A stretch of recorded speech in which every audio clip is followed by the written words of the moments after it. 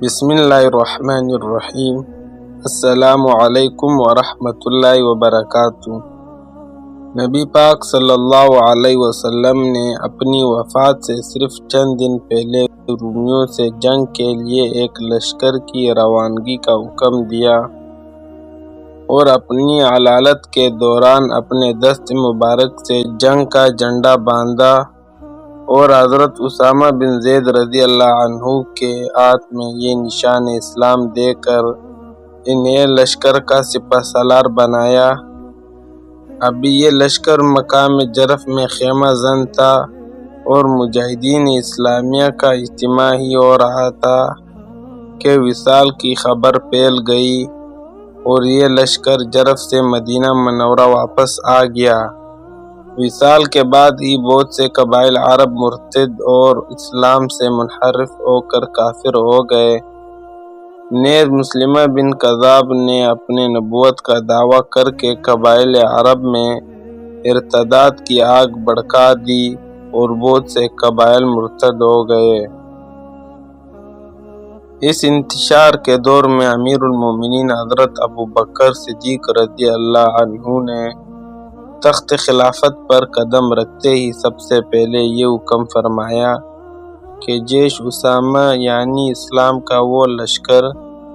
جس کو حضور صلی اللہ علیہ وسلم نے حضرت اسامہ کی قیادت میں روانہ فرمایا اور وہ واپس آ گیا، دوبارہ اسے جہاد کے لیے روانہ کیا جائے۔ حضرات صحابہ کرام بارگاہ خلافت کے اس اعلان سے انتہائی وحشت میں پڑ گئے اور کسی طرح بھی یہ معاملہ ان کی سمجھ میں نہیں آ رہا تھا کہ اسی خطرناک صورتحال میں جبکہ بہت سے قبائل اسلام سے منحرف ہو کر مدینہ منورہ پر حملوں کی تیاریاں کر رہے ہیں اور جھوٹے مدعیان نبوت نے جزیرہ عرب میں لوٹ مار اور بغاوت کی آگ بھڑکا رکھی ہے، اتنی بڑی اسلامی فوج کا جس میں بڑے بڑے نامور اور جنگجو صحابہ کرام موجود ہیں، ملک سے باہر بھیج دینا اور مدینہ منورہ کو بالکل مجاہدین اسلامیہ سے خالی چھوڑ کر خطرات مول لینا کسی طرح بھی عقل سلیم کی نزدیک قابل قبول نہیں ہو سکتا۔ چنانچہ صحابہ کرام کی ایک منتخب جماعت جس کے ایک فرد حضرت عمر بن خطاب رضی اللہ عنہ بھی ہیں، بارگاہ خلافت میں حاضر ہوئے اور کہا کہ اے جانشین پیغمبر، ایسے خدشہ سے بھرا ہوا اور پر خطر ماحول میں جبکہ مدینہ منورہ کے چاروں طرف مرتدین نے فتنہ فساد پھیلا رکھی ہے، یہاں تک کہ مدینہ منورہ پر حملے کے خطرات پیش ہے، آپ حضرت اسامہ بن زید رضی اللہ عنہ کے لشکر کو روانگی سے روک دے تاکہ اس فوج کی مدد سے مرتدین کا مقابلہ کیا جائے اور ان کا قلعہ ختم کر دیا جائے۔ یہ سن کر آپ نے جوش غضب میں تڑپ کر فرمایا کہ خدا کی قسم، مجھے پرندے اچک لے جائے یہ مجھے گوارا ہے، لیکن میں اس فوج کو روانگی سے روک دوں جس کو اپنے دست مبارک سے جھنڈا باندھ کر رسول اللہ صلی اللہ علیہ وسلم نے روانہ فرمایا تھا، ہرگز کسی حال میں بھی میرے نزدیک قابل قبول نہیں ہو سکتا۔ میں اس لشکر کو ضرور روانہ کروں گا اور اس میں ایک دن کی بھی تاخیر برداشت نہیں کروں گا۔ چنانچہ آپ نے تمام صحابہ کرام کے منع کرنے کے باوجود اس لشکر کو روانہ کر دیا۔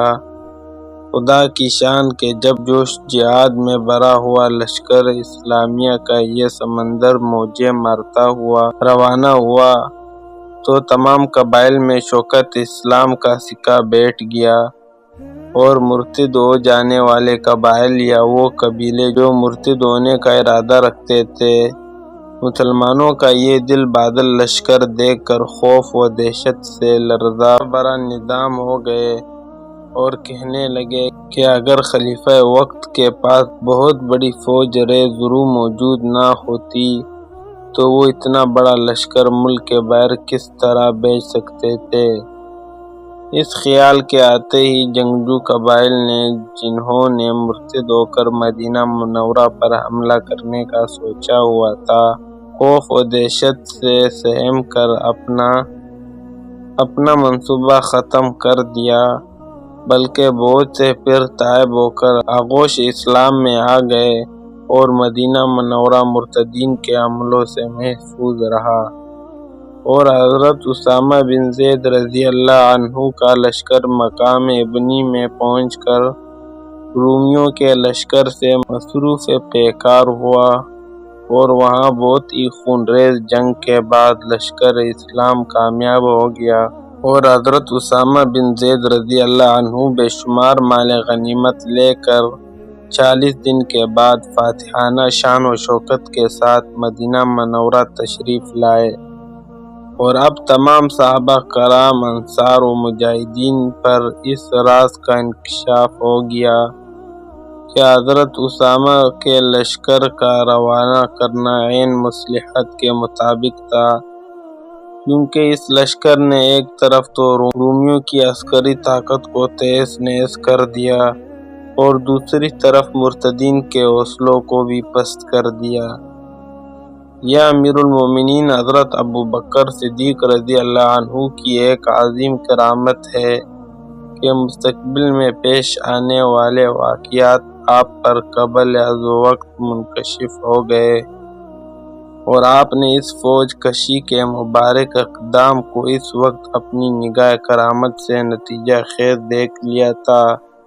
جبکہ وہاں دوسرے صحابہ کرام کا وہم و گمان بھی نہیں پہنچ سکتا تھا۔